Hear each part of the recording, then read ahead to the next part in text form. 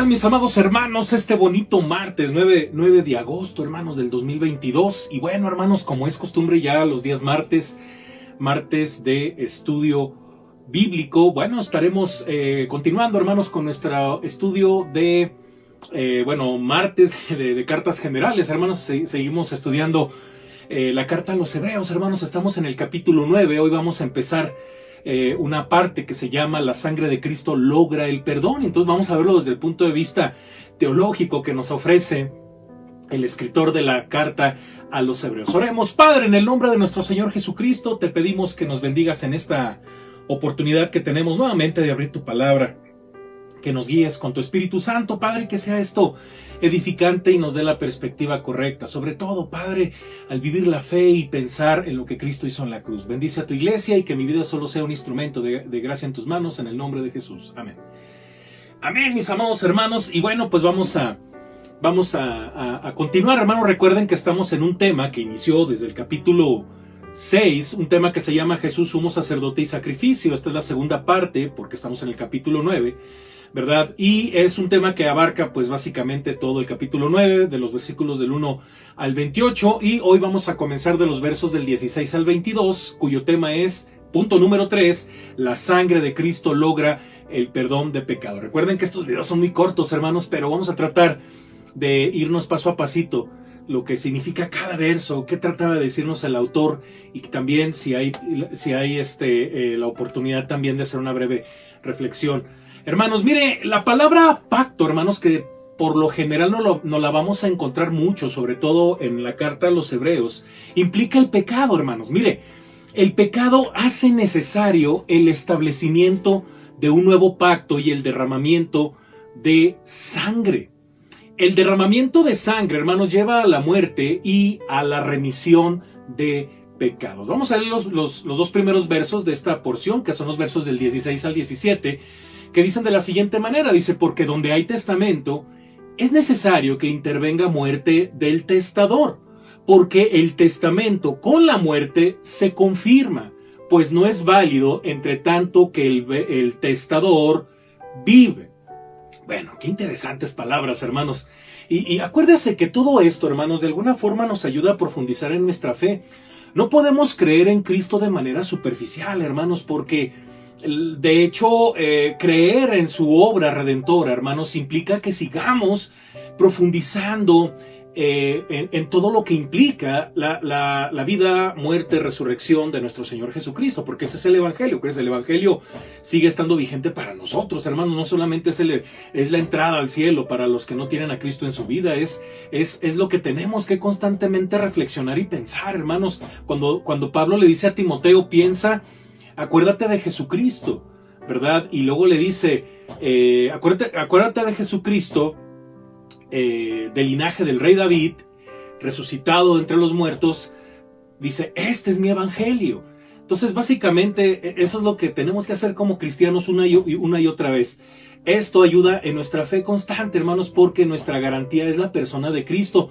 Porque de no saber qué más hizo o qué implicó, qué relación tiene el pacto anterior con el nuevo pacto, hermanos, nuestra fe se puede debilitar. Y pareciera que no, hermanos, pero es verdad. Hay gente que no medita y que no tiene idea de esto que estamos hablando, sobre todo de lo que el escritor de la carta a los hebreos presenta, hermanos, y pues terminamos involucrando cosas que no tienen nada que ver con nuestro Señor Jesucristo. Y bueno, hermanos, en ocasiones una palabra puede tener dos significados totalmente diferentes, que solo pueden ser determinados por el contexto en que son usados. Por ejemplo, hermanos, la palabra carta puede significar una epístola o una tarjeta de cartón o plástico para un juego de azar.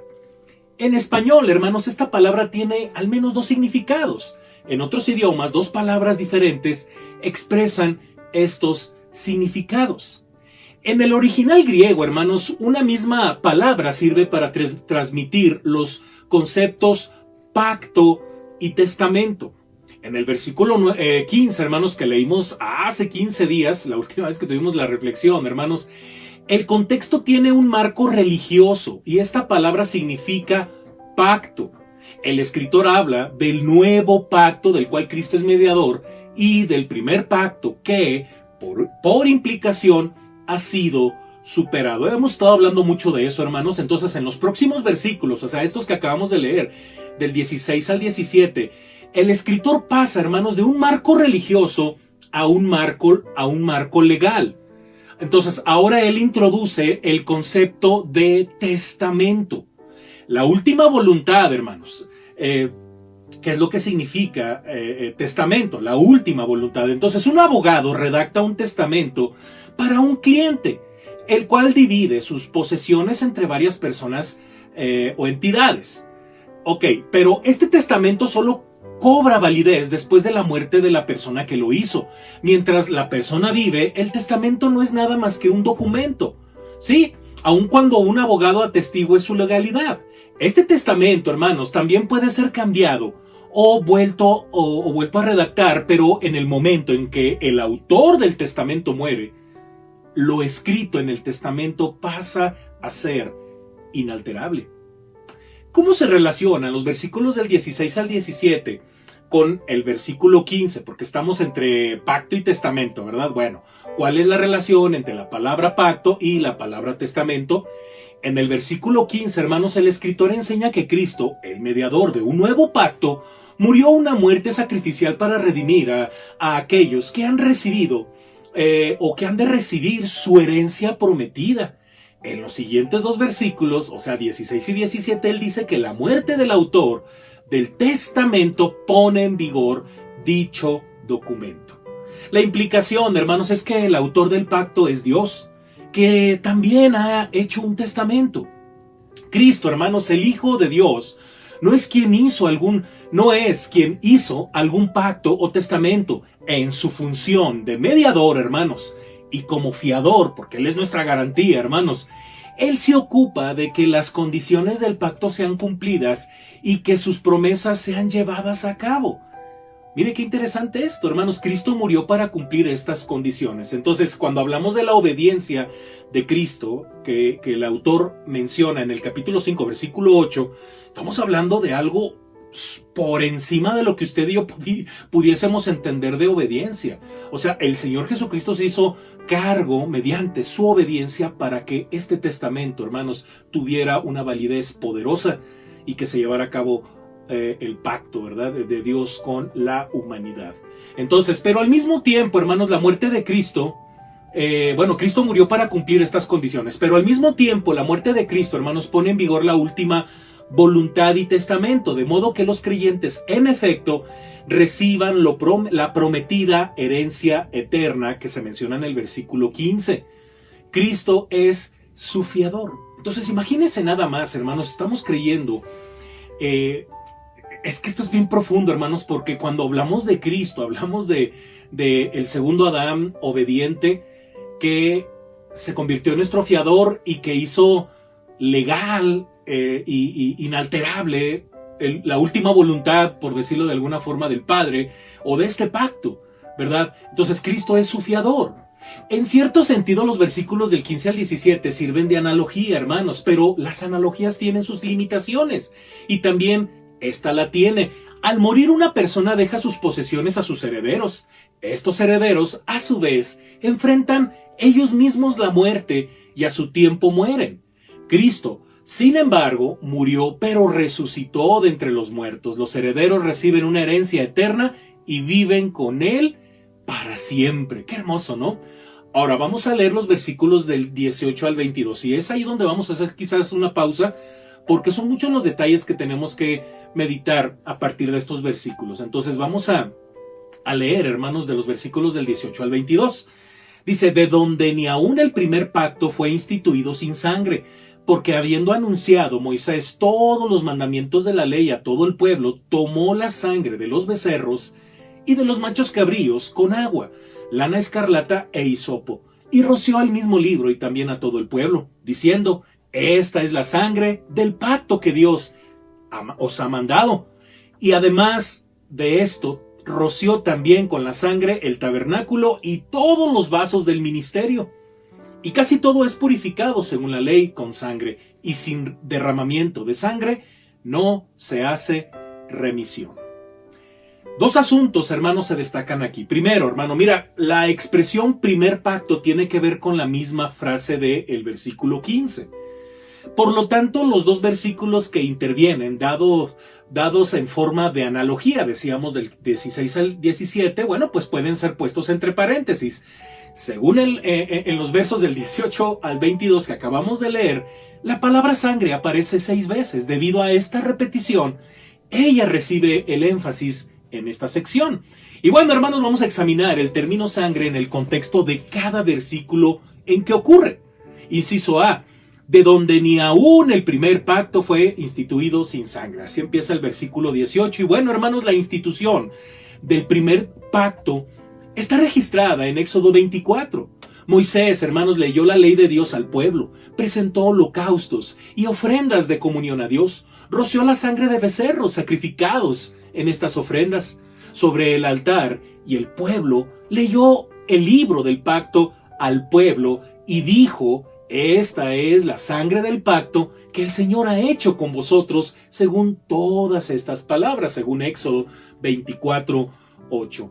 El escritor de Hebreos, hermanos, observa que este primer pacto fue sellado con sangre. Él nota además, hermanos, la relación que hay entre el primer pacto y el segundo. Cristo derramó su sangre y selló así este nuevo pacto con su sangre. Su muerte hizo que el nuevo pacto tuviera validez y eficacia. Inciso B, la sangre de los becerros, siguiente verso, ¿verdad? Entonces, si comparamos, hermanos, el relato bíblico de la institución del primer pacto, ojo, acuérdese, tal como está narrado en Éxodo 24, con la descripción de Hebreos 9:19, que es la frase de donde estamos tomando, que es la frase de donde estamos tomando, más bien es el versículo de donde estamos tomando la frase. Bueno, debemos llegar a la conclusión, hermanos, de que el escritor de Hebreos se ajustó a una tradición oral o material extrabíblico, o a los 5 libros de Moisés, no sabemos. Bueno, quizás obtuvo su material de diversos pasajes de estos libros. Las diferencias son marcadas. Fíjese bien, hermanos, voy a leer de Éxodo del 24 del 5 al 6 y una partecita del 8. Dice: y envió jóvenes de los hijos de Israel, los cuales ofrecieron holocaustos y becerros como sacrificios de paz a Jehová. Y Moisés tomó la mitad de la sangre y la puso en tazones, y esparció la otra mitad de la sangre sobre el altar. Y en el versículo 8 hace lo mismo, pero dice: y roció sobre el pueblo. Ahora, el verso 19 del capítulo 9 del libro de Hebreos dice: porque habiendo anunciado Moisés todos los mandamientos de la ley a todo el pueblo, tomó la sangre de los becerros y de los machos cabríos con agua, lana escarlata e hisopo, y roció el mismo libro y también a todo el pueblo. Ok, fíjese bien, hermanos, porque aquí hay algunas cosas que no cuadran con la narración de Éxodo 24. En el día de la expiación, hermanos, los sacerdotes ofrendaban un becerro y un macho cabrío. Levítico 16 del 3 al 28. Ahí en casita lo puede leer con calma. El escritor de Hebreos, hermanos, pudo entonces haber combinado la ceremonia del sacrificio del día de la expiación con la de la institución del primer pacto. Esto es bien interesante, hermanos, porque él pudo asimismo haber recogido la frase lana escarlata y ramas de hisopo de la descripción de la ceremonia de la purificación de una persona con una enfermedad infecciosa de la piel, porque eso viene en Levítico 14, versículo 4, versículo 6, no en Éxodo 24, pero hace una combinación, hermanos, como cuando Pablo, ¿verdad? Pablo hace una combinación de este pasaje de Deuteronomio y Éxodo, cuando habla acerca del primer mandamiento con promesa, para que te vaya bien, hace una combinación, ¿verdad? Porque, hermanos, mire, en estos versículos aparece la expresión lana escarlata e hisopo. Entonces, en el pasaje que describe el agua de la purificación se menciona el hisopo y la lana escarlata en el agua. Esto es en el capítulo 19 del libro de Números. Ahí viene en pantalla los versículos. Según el relato de Éxodo, hermanos, Moisés roció la sangre de becerros sobre el altar y sobre el pueblo. Él le leyó al pueblo del libro del pacto. Podemos suponer, pues, hermanos, que él también roció sangre sobre dicho libro. Inciso C, hermanos, siguiente frase, cuando dice el autor la sangre del pacto. Bueno, desde la perspectiva del Nuevo Testamento, hermanos, vemos inmediatamente una semejanza entre las palabras de Moisés que cita el escritor de Hebreos y las palabras dichas por Jesús al instituir la cena del Señor. Moisés, hermanos, Moisés le dijo a los israelitas: esta es la sangre del pacto que el Señor ha hecho con vosotros según todas estas palabras. Éxodo 24, versículo 8. El escritor de Hebreos, hermanos, le hace decir a Moisés: esta es la sangre del pacto que Dios ha hecho, que Dios ha mandado, en el versículo 20. Por lo que la variación que hay entre el Señor ha hecho con vosotros y Dios os ha mandado es de forma, no de contenido. Mire, nosotros, hermanos, habríamos esperado que el escritor de Hebreos se refiriese directamente a las conocidas palabras dichas por Jesús en la institución de la cena del Señor y repetidas en toda ocasión, en cada dicha cena que se celebra, en que dicha cena se celebra. Jesús dijo, según Marcos 14, 24, esta es mi sangre del pacto, que es derramada por muchos. El propósito por el cual, hermanos, Cristo derramó su sangre es dado más explícitamente en el Evangelio según Mateo, por el perdón de los pecados, según Mateo 26, 28. La conexión entre las palabras que Moisés dijo cuando se instituyó el primer pacto y las palabras de Jesús dichas cuando inició la celebración de la Santa Cena es evidente. Fue quizás, hermanos, por esta obvia vinculación que el escritor de Hebreos dejó los detalles faltantes para que los supliesen sus lectores de su epístola, porque de esto se trata, hermanos. Miren, cuando el autor escribe estas palabras, de alguna forma, hermanos, de alguna manera, lo que quiere también el autor es que reflexionen de manera automática lo que Cristo hizo.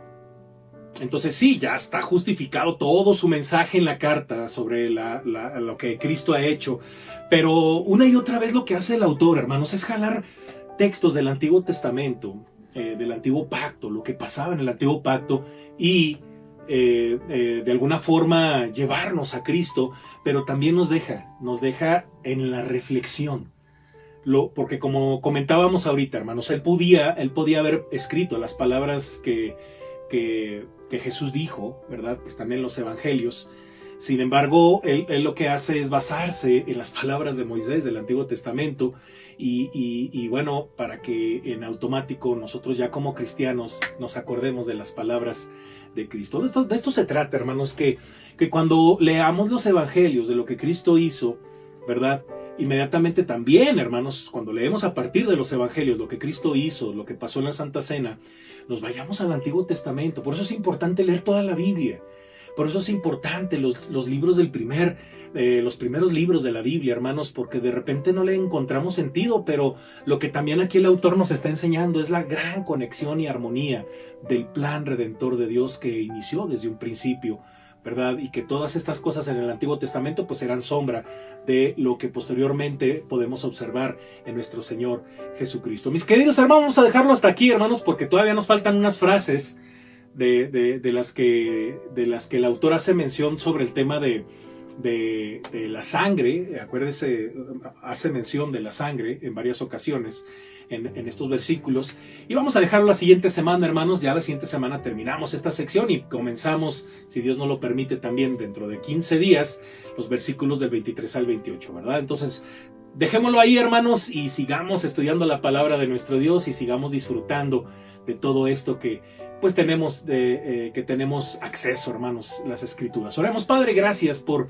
el gran sacrificio de nuestro Señor Jesucristo, por su obra redentora, por este hermoso pacto, mi Dios, que fue instituido por ti, Padre, pero de alguna forma poderosa, de esa manera poderosa por medio de Cristo, establecido, inalterable, ese testamento, Padre, esa herencia eterna que tenemos en Cristo, porque Cristo al morir resucitó y esa es la herencia que tenemos, una herencia eterna para estar con Él por toda la eternidad en tu presencia. Padre, ayúdanos, mi Dios, a seguir profundizando en la fe, a seguir profundizando en el objeto de nuestra confianza en Cristo Jesús. Padre, ayúdanos a seguir creciendo en la gracia y en el conocimiento de nuestro Señor Jesucristo.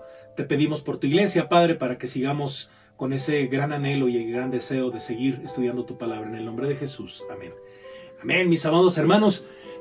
Probablemente, hermanos, vaya a haber cambio de de días en algunas actividades. Eso lo vamos a anunciar próximamente. Todavía no hay nada seguro, hermanos, pero probablemente a lo mejor vamos a cambiar algunos días, sobre todo mis actividades que yo tengo, hermanos, porque pues hay cambios, hermanos. Yo necesito hacer el cambio en algunos discipulados, sobre todo en algunos hermanos que ya estoy viendo, ¿verdad? Y que es importante darles seguimiento en sus vidas espirituales. Y bueno, pues estamos orando por todo esto que viene, hermanos. Ya se acerca la tercera etapa de nuestros cultos presenciales, hermanos. Estamos orando por el corazón de cada uno de los miembros de nuestra amada iglesia, para que sigamos adelante firmes en la fe, hermanos, creciendo en la unidad, sobre todo en la unidad del Espíritu Santo como iglesia. Que no nos apartemos, hermanos, que esto no sustituya nuestra verdadera comunión con Cristo, sino que todo esto que hacemos de manera virtual pues inspire a que usted siga creciendo en la fe y se siga reuniendo con Cristo, siga teniendo esa comunión íntima con Él. Y bueno, el día de mañana, si Dios nos lo permite, lo espero a las 7 de la noche en nuestro estudio de Teología Sistemática, el día jueves a Venid B3. Y bueno, pues no se deje de conectar a sus actividades de departamentos, no se deje de conectar a sus grupos de oración, no deje de participar en el reto príncipe y tampoco deje de diezmar y de ofrendar. Hermanos, un fuerte abrazo, descansen, estamos a sus órdenes, hermanos. Hasta la próxima, bye.